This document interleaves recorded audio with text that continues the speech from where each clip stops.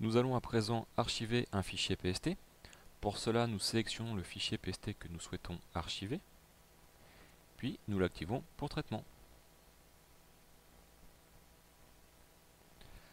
Nous revenons sur notre machine cliente, le PST Processor est toujours chargé en mémoire. Il se relance automatiquement toutes les heures, mais nous allons le redémarrer manuellement. Le PST Processor va alors scanner de nouveau l'emplacement spécifié pour analyser et vérifier qu'il n'y a pas de nouveau fichier PST qui ait été ajouté depuis la dernière exécution.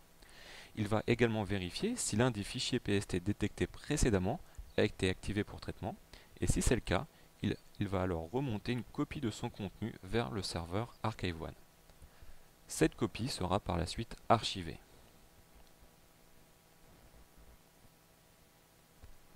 Une fois le processus d'archivage terminé, le contenu du fichier PST est centralisé sur le serveur Archive-One, puis après un redémarrage du PST Processor, les emails originaux ont été transformés en pointeurs, c'est-à-dire en raccourcis vers l'archive.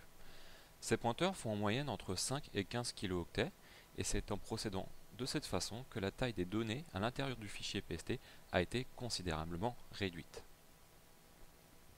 Si nous revenons sur la console et que nous sélectionnons les PST en cours de traitement,